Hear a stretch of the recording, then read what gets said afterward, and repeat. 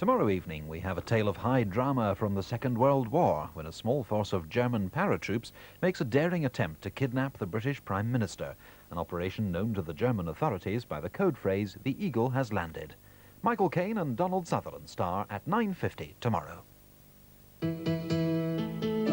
Comedy for Christmas on BBC One.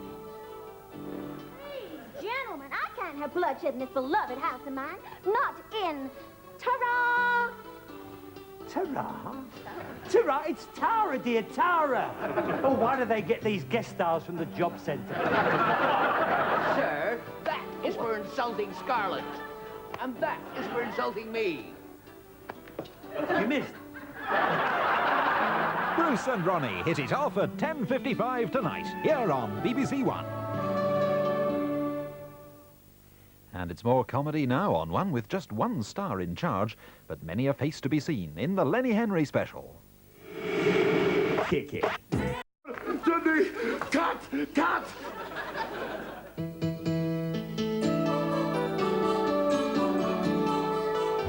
George and Linda have been happily married for 17 years. Or have they?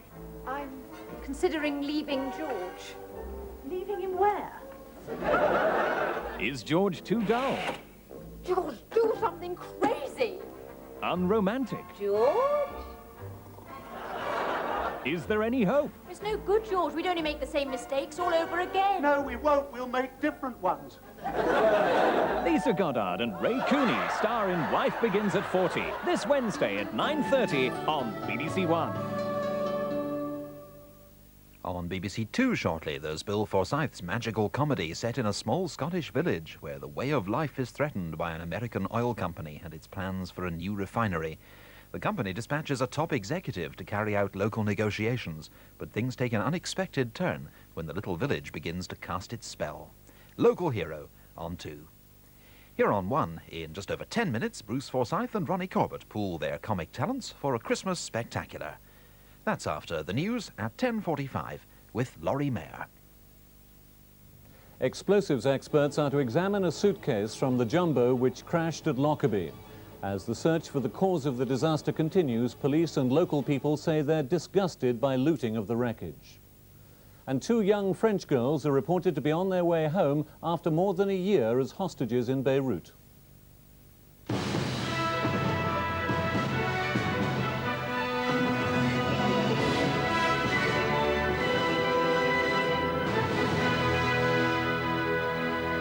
Good evening. Pieces of wreckage and a suitcase from the Pan Am Jumbo, which crashed on Lockerbie, have been sent for tests to the Ministry of Defence at Fort Halstead in Kent. They're checking for evidence of an explosion before the aircraft hit the ground, though they still haven't ruled out the possibility of structural failure. The Jumbo's flight deck has been the site of the most intensive investigation. The decision to send wreckage and a suitcase to the explosives experts at Fort Halstead is the clearest indication yet that investigators suspect a bomb caused the crash.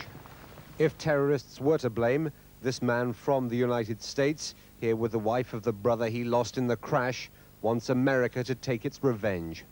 I would hope to God that our government would definitely take a long, hard look at this and maybe realize what the Israelis do and take a little bit of their philosophy in dealing with these acts of terrorism. But as the investigation continues, airframe failure in one of the oldest 747s in the world has not been ruled out. In Lockerbie, amid widespread disgust, a man is in police custody after an alleged theft in one of the blitzed areas of the town. That did nothing to lighten the burden on mourners at a mass for the dead at the town's Catholic church tonight. The Bishop of Galloway told of one grieving woman. All she treasured and loved had gone, and there is just the aching void. An empty space in Sherwood Crescent and in the lives of those who grieve. An extreme Palestinian terrorist group says it's released 2 French children who've been held hostage for over a year. Relatives of 7-year-old Marie-Laure Valente and her 6-year-old sister Virginie had spent Christmas in Beirut trying to get them freed. This report from Stephen Milligan. Yesterday, a video of the girl's mother was watched by a group of relatives, including the girl's father.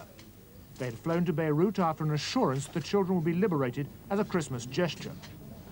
It was the first hope they'd had since the girls were kidnapped from a yacht off the Gaza Strip 14 months ago with their mother and 5 Belgians. The notorious terrorist Abu Nidal is thought to have been behind their abduction. Today, the relatives flew home without the children. Back in Paris, the girl's uncle said that they had been tricked. But during his flight, the captors announced that the children would be home within hours. Tonight, there's still no sign of them.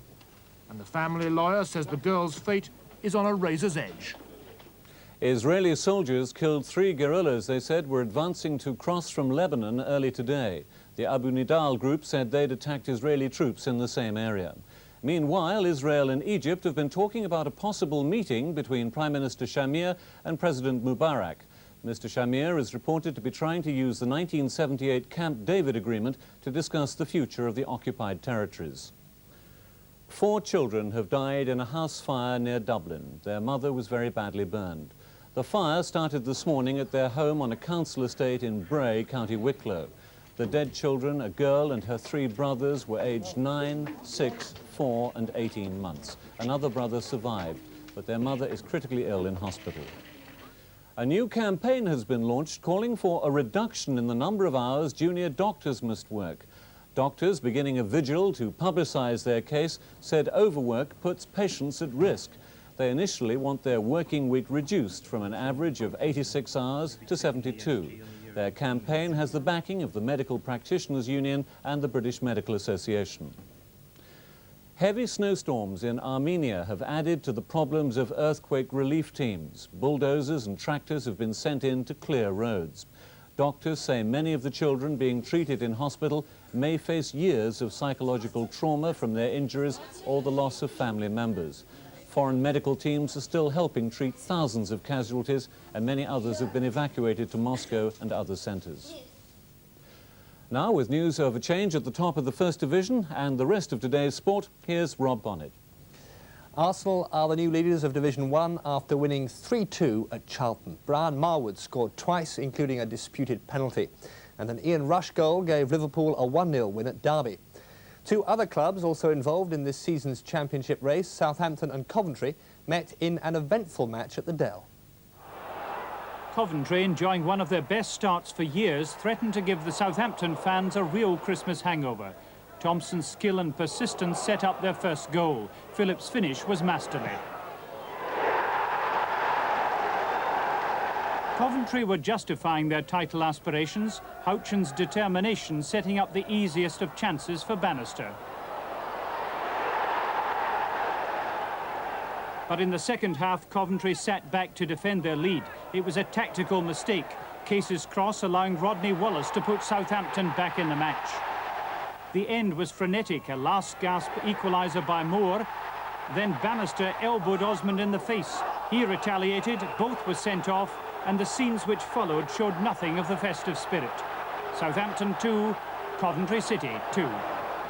So Coventry dropped to 6th. Everton go 5th after beating Middlesbrough 2-1. Millwall 4th after losing 1-0 at Wimbledon. Norwich will go top if they beat West Ham tomorrow.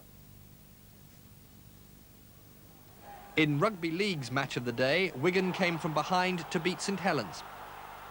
Joe Lydon's 65th minute try put them 12-11 ahead, and then seconds before the end, the substitute Sean Edwards scored their 3rd try. Final score, St Helens 11, Wigan 18. Desert Orchid, the odds-on favourite, won the King George VI chase at Kempton Park. He held off a challenge from Kildimo in the closing stages, described by Peter Bromley. One more fence to jump. Desert Orchid in the lead, but only just. Desert Orchid over, Kildimo over, and Vodkatini over. On the run in, it's the Flying Grey. Desert Orchid comes home to win the race for a second time. He's going to be chased to the line by Kildimo, but Desi does it. Desert Orchid the winner by 4 lengths from Kildimo, with Vodkatini in 3rd place. Finally, a baby panda made its first public appearance at a Japanese zoo this weekend. Watched by its mother, Yu Yu performed like an old hand. The name was chosen from over 100,000 suggestions, all of them made without knowing the panda's sex. That won't be clear for another year or so. And that was the Boxing Day news. From all of us in the newsroom, good night.